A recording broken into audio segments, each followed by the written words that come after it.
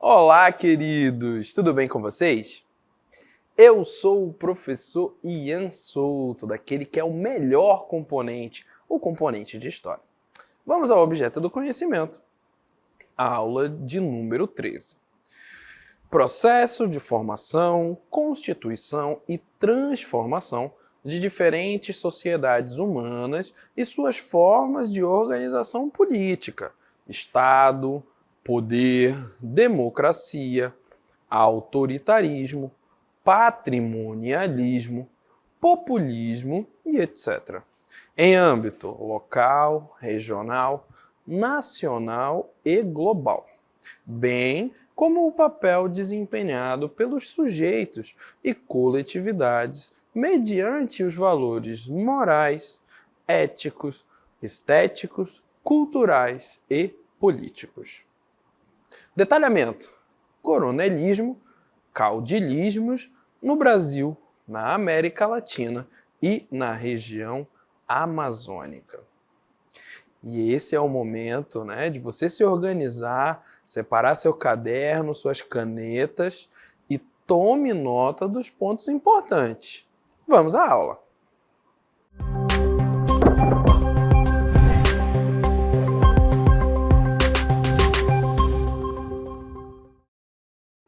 Olha só, maravilha, né? A nossa aula terá como ponto, né, muito importante, né, essa característica de uma fase muito importante, principalmente no Brasil, né, que é o período da República Velha. Vamos ao texto.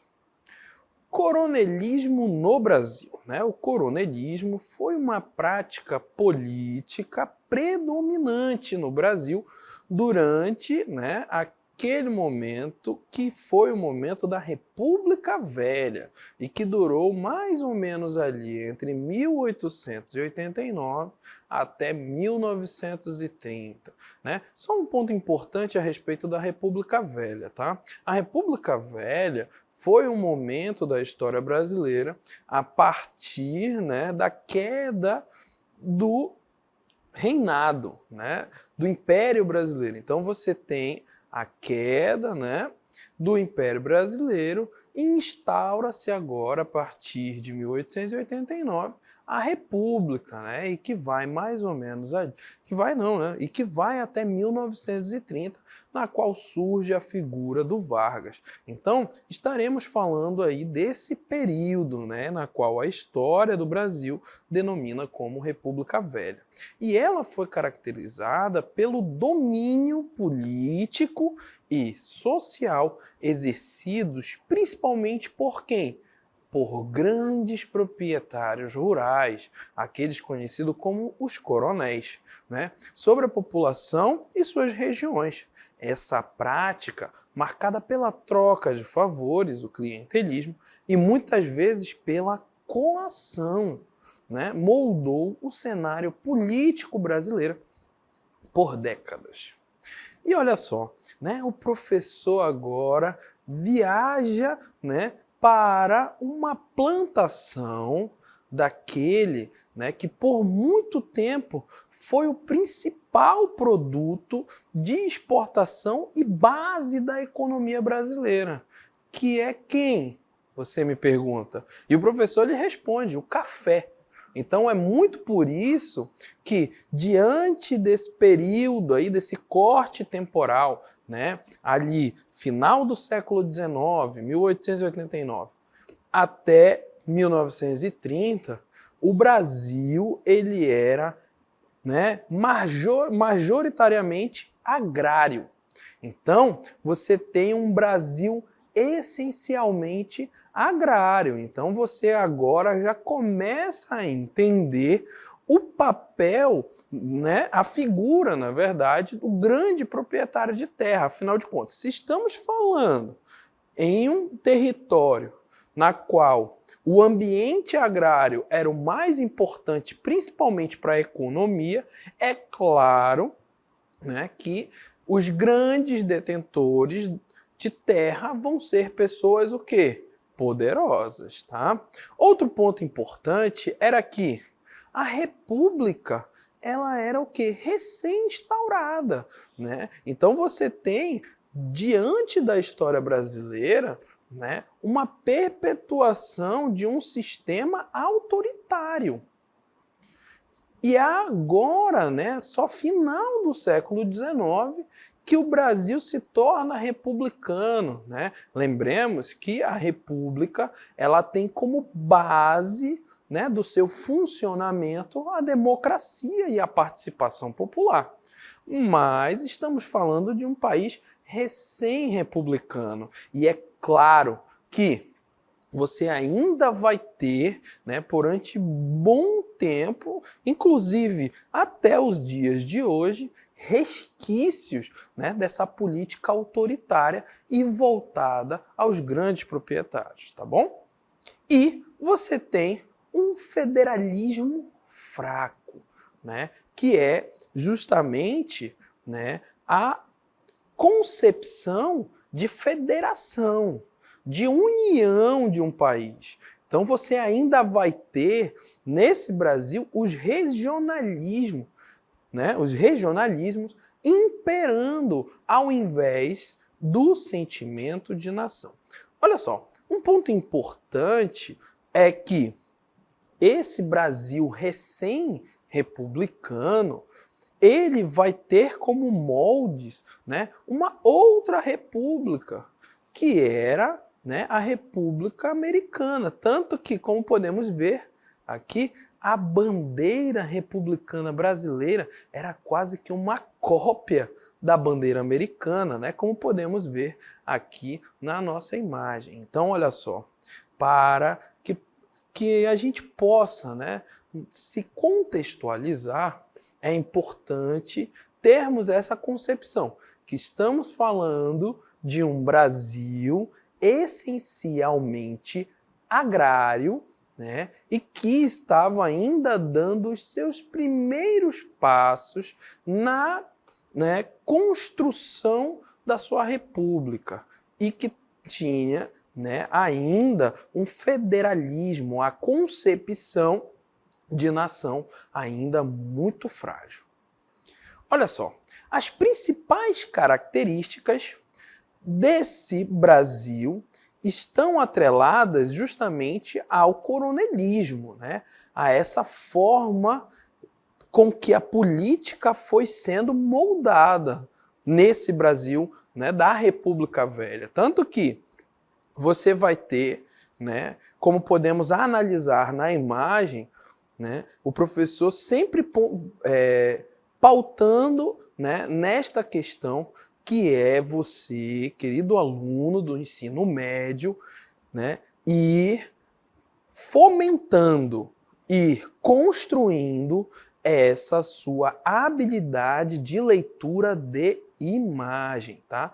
Então, olha só, temos uma imagem aqui, né, de uma urna eleitoral, na qual você tem duas figuras, olha só, uma caveira, um esqueleto e uma criança, né? Então, o que será que essa imagem traz para a gente? Né? Porque esse voto de Cabresto, ele estava atrelado justamente, né, à obrigação na qual os coronéis, né, coagiam a população, mas também está atrelada, né, essa imagem à situação das fraudes.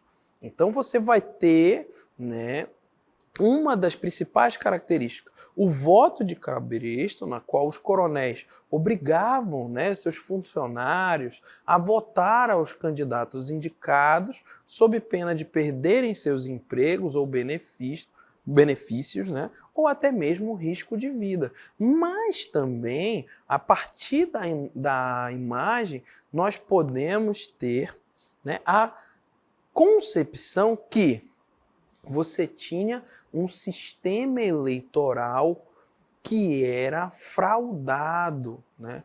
Principalmente com o nome de pessoas que já haviam morrido, né, falecido, mas também com pessoas, né, que ainda não possuíam a idade para votar. Então, olha só, como é importante você estar atento ao contexto texto, tá bom? E também a leitura de imagem. Seguindo, né, nós vamos agora falar a respeito do clientelismo, né? Os coronéis, eles ofereciam essa troca de favores, como já foi, né, muito bem abordado em momentos anteriores, assim como a utilização da violência. Então, olha só, estamos falando de um Brasil completamente diferente do que vivemos hoje. Porém, né, estejamos muito atentos a algumas situações que, infelizmente, ainda persistem, né, dentro da questão política, dentro da questão social, né, a utilização da violência, a troca de favores ou até mesmo, né, a fraude eleitoral. É por isso, né, que temos hoje um processo eleitoral muito respeitado mundo afora, pois o Brasil, né, foi se modernizando, se adequando justamente para combater essas características, né, que são fundamentais para compreendermos o período da República Velha, certo? Seguindo ainda, diante dessas características, vamos a uma próxima, que é o patriarcalismo, né? É a estrutura social patriarcal, presente no Brasil desde o período colonial, que reforçava o poder dos coronéis, né, que eram vistos como figuras paternas e protetoras de suas comunidades. Como já foi falado, né, em momentos anteriores, a respeito da questão do apadrinhamento. Então, essa é uma das características, né, que vão embasar essa República Velha, né, diante da prática do coronelismo. Tá? Você vai ter também a centralização do poder, né? Os coronéis, eles concentravam o poder político e econômico em suas mãos, limitando a participação popular e a autonomia das instituições locais. Então, olha só como é importante estarmos atentos diante do estudo da história a respeito de uma palavra, que é qual? Contexto. Tá? Se você, né, está ligado que eu estou em uma questão ou em um texto que me remete a um período do Brasil chamado República Velha, né, por consequência você já deve ir atrelando a esses termos. Quais são os principais termos? Coronelismo, patriarcalismo, fraudes eleitorais, clientelismo. Um Brasil que era essencialmente urbano? Não, né? É justamente isso. Eu sei que você respondeu não. Um Brasil que era atrelado ao agrário. Então você tem um Brasil que ainda não tinha passado pelo processo de urbanização, que é o processo na qual a grande massa de pessoas sai do campo rural, né, e vai para o urbano. Então estamos falando ainda do Brasil das grandes fazendas, né, e que principalmente tinha como base de sua economia, né, um produto que era o café, tá bom? Olha só, vamos compreender as raízes, então vamos ainda mais a fundo para compreender o porquê que o Brasil, né, conviveu e, de um certo modo, ainda convive com essa estrutura. Né? Olha lá, você tem uma estrutura fundiária, que é o quê? A concentração de terras na mão de poucos proprietários. E você tem a dependência da população rural em relação aos grandes latifundiários, que favoreceram o surgimento do coronelismo. Então, justamente pelo fato de o Brasil ter sido dividido desta forma, né, concentrando uma grande porção de terra na mão de poucos proprietários, é claro que você vai, né, criar uma estrutura que fortalece esses coronéis, pois, né, eles vão ser, né, os proprietários daquilo, né, que era o principal meio, né, das famílias se manter, que era a produção, o trabalhar na terra. Então, uma das explicações e das raízes, né, da manutenção desse sistema do coronelismo, né, e dessa estrutura patriarcal é justamente a concentração de terras na mão de poucos proprietários. Assim como um ponto fundamental, além da divisão, né, a divisão que não era, que não favorecia a população, mas sim favorecia, né, poucos, você vai ter um ponto importante, que era o quê? A república recém-instaurada. Então você vai ter a fragilidade das instituições, né? Essas instituições democráticas, na Primeira República ou a República Velha, ela permitiu que os coronéis exercessem um controle quase que absoluto sobre a vida das pessoas. Pois você não vai ter ainda, né, como temos nos dias de hoje, as instituições, né, muito mais bem implementadas, como, por exemplo, o poder judiciário, né, os ministérios, né, principalmente o Ministério Público. Então você vai ter essa estrutura republicana, né, a divisão dos poderes, dos três poderes, né, o poder legislativo, judiciário e executivo, essa divisão dentro do Estado, ela ainda não era muito bem implementada, e muito por isso, né, esses coronéis, eles sentiam-se quase que intocáveis. Afinal de contas, né, você não tinha, era quase que impensado a figura do coronel, né, ser presa por causa, né, de alguma fraude eleitoral ou pela compra direta de votos. Então você tem justamente dentro desse período, né, de uma recém-república, conjuntamente com a divisão que não era igual, né, e a concentração de terras na mão de poucos, um ambiente perfeito para que, né, a política coronelista ela fosse implementada por muitos anos. Afinal, estamos falando, né, de um período entre 1889 até 1930. É um período, né, um período extenso na qual essa política ela foi muito bem implementada e construída diante da sociedade brasileira.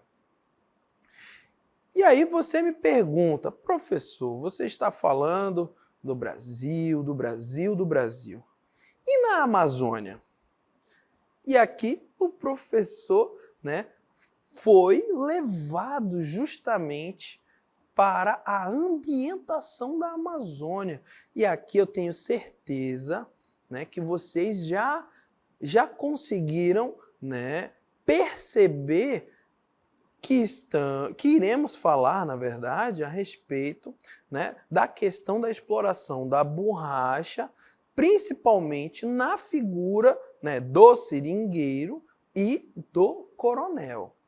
Então, olha só, estamos aqui num cenário que nos remete justamente a esse período, né, da economia da borracha, ali por meados ao fim do século XIX.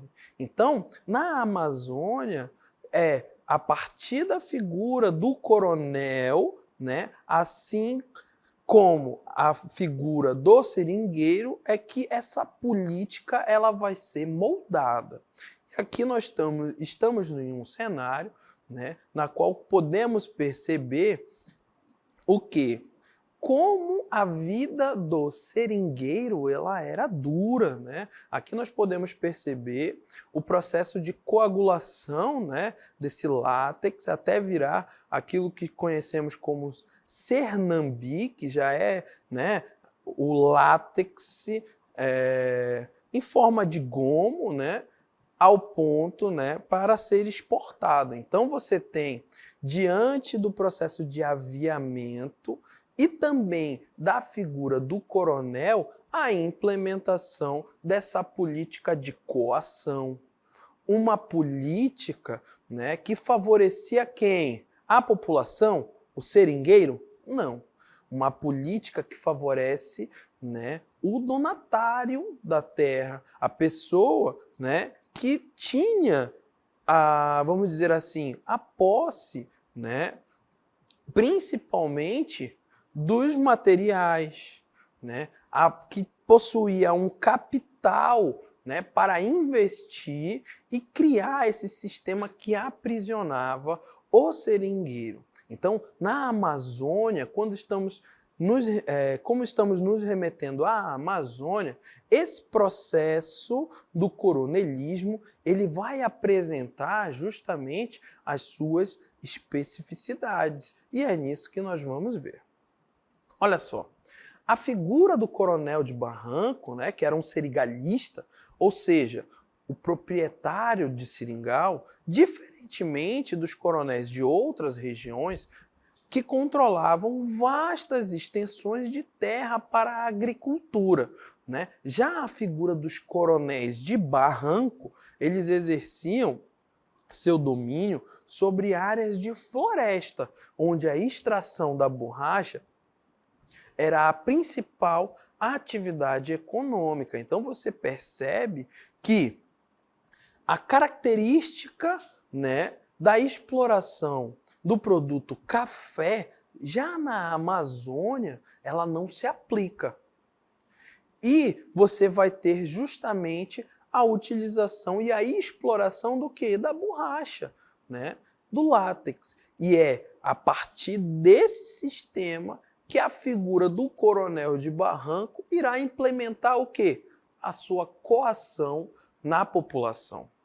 Então, fique atento a essas características específicas da região amazônica, tá bom? Geralmente é nesses pontos específicos, né, que as provas tendem a cobrá-lo. Então, quando você estiver, né, se remetendo ao Brasil da República Velha, não esqueça que na Amazônia você vai ter especificidades, tá bom? Seguimos num texto. Olha só. Com a decadência da borracha, né, no início do século XX, o poder dos coronéis de Barranco começou a declinar.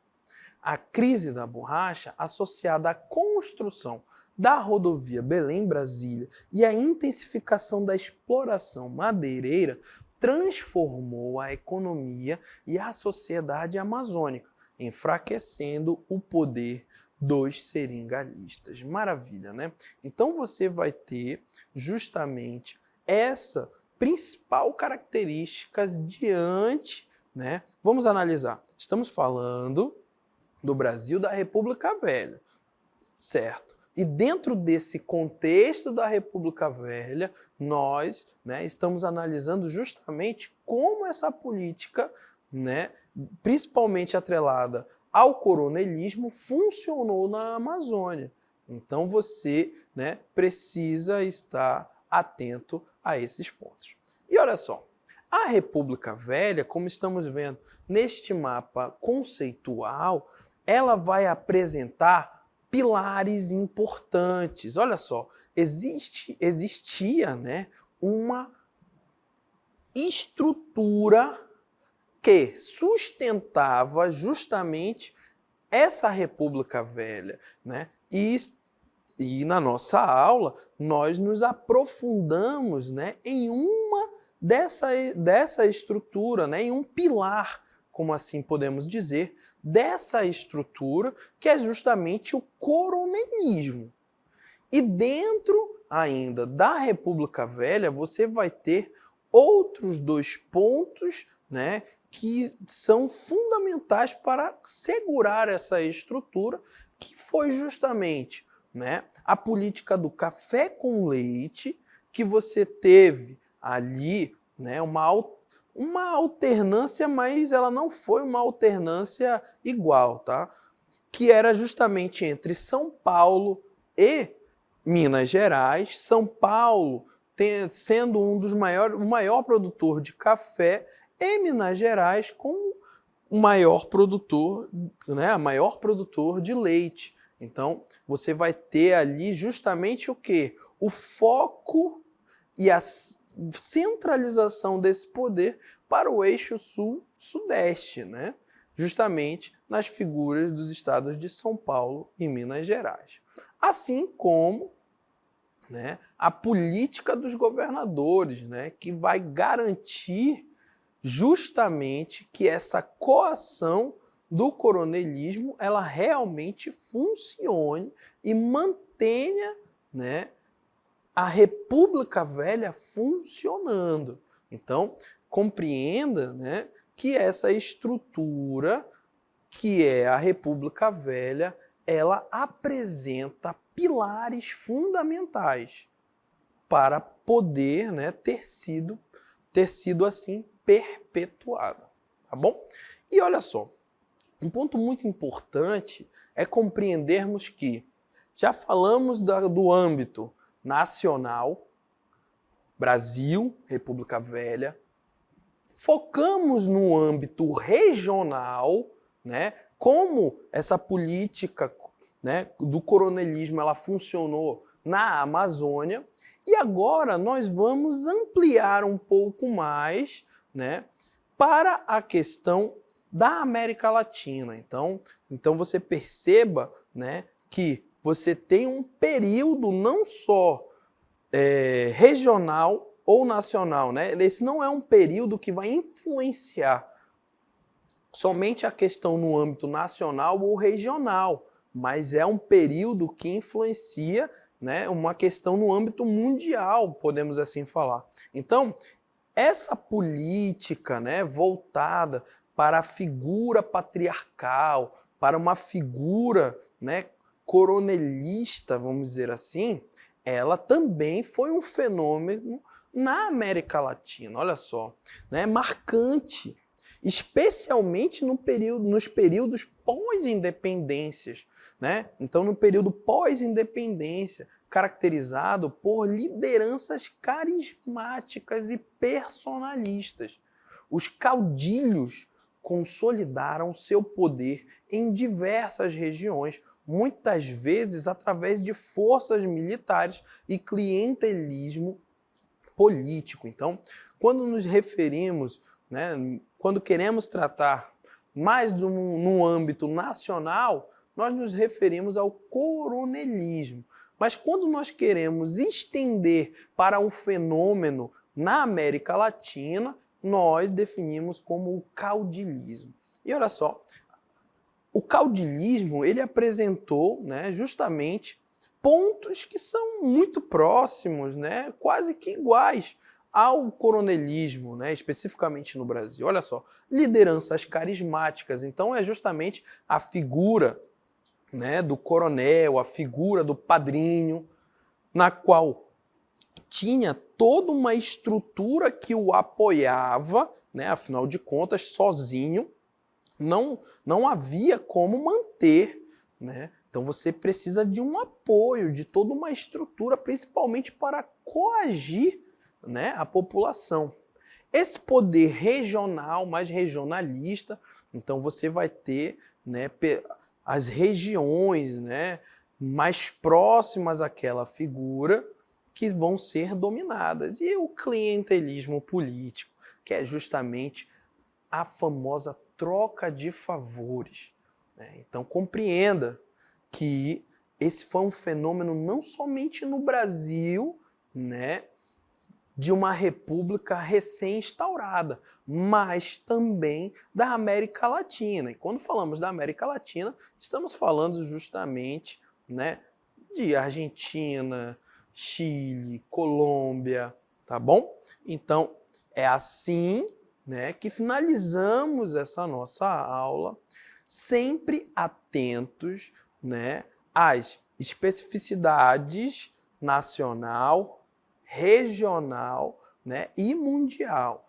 Afinal de contas, esse fenômeno, né, do coronelismo e do caudilismo, ele foi muito importante, principalmente nos períodos pós-independência dos países da América Latina.